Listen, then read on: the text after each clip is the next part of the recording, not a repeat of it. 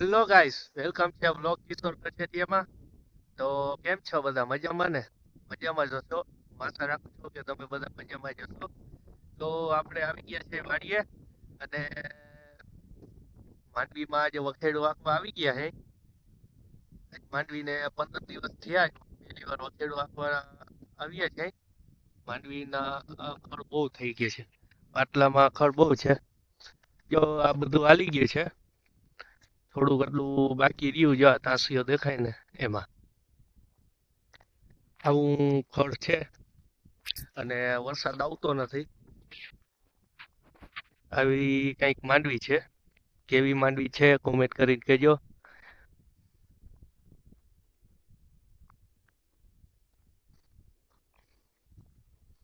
સનેડો પડ્યો છે, આનાથી વખેડો હાંકવાનો છે. માંડવીમાં હવે ખાસ પાણીની જરૂર છે.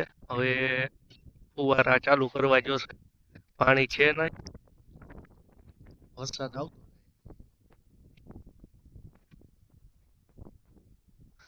આમ કંઈક આવી બધી માંડવી છે. કોમેન્ટ કરીને કહેજો કેવી માંડવી છે. તો મિત્રો અત્યારે વખેડું વાપરવાનું ચાલુ છે. તો આવી રીતના કંઈક વખેડું હાંકતા હોય.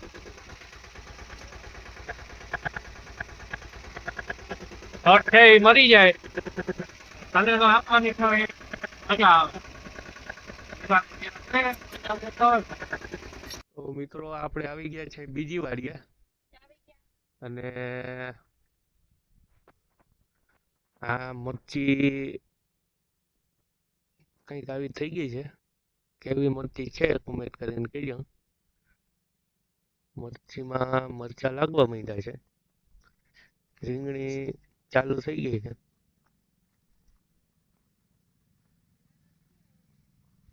અને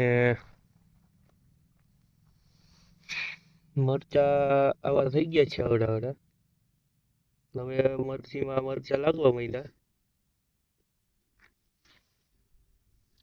મોટી સાઈઝમાં. તો આજે આપણે નેદવાની છે માંડવી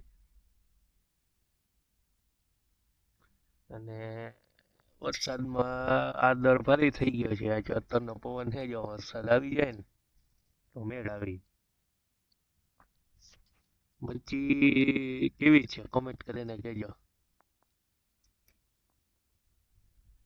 ને રીંગણી કંઈક આવી થઈ ગઈ છે. મરચી ઉતરવી ફૂલ ચાલુ, ઉતરવાનું મરચી લાગી હારી ગઈ છે અને મરચાઈ ચાલુ થઈ ગયા છે. રીંગણા હવે થોડાક દિવસમાં ચાલુ થઈ જશે અને આમાં ખડ જો આવું છે.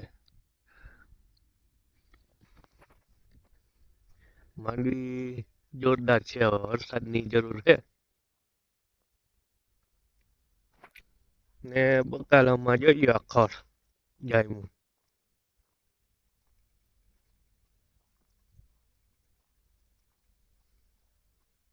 વરસાદ પડી જાય ને હવે જોરદાર થઈ ગયું.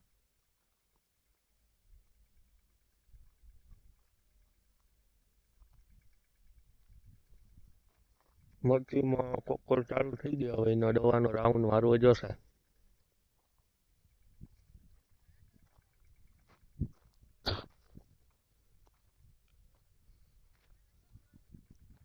માંડવી આવી કઈક જોરદાર છે, પણ હવે વરસાદ આવી જાય ને તો માંડવી હારામાં હારી થાય એમ છે.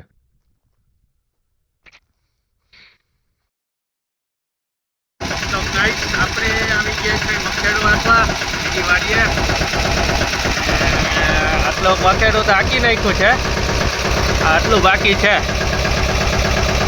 હવે અડધી કલાકનું વખેડું રહ્યું છે હાંકવાનું અને વાદળો ભરપૂર જાય છે પણ વરસતા નથી.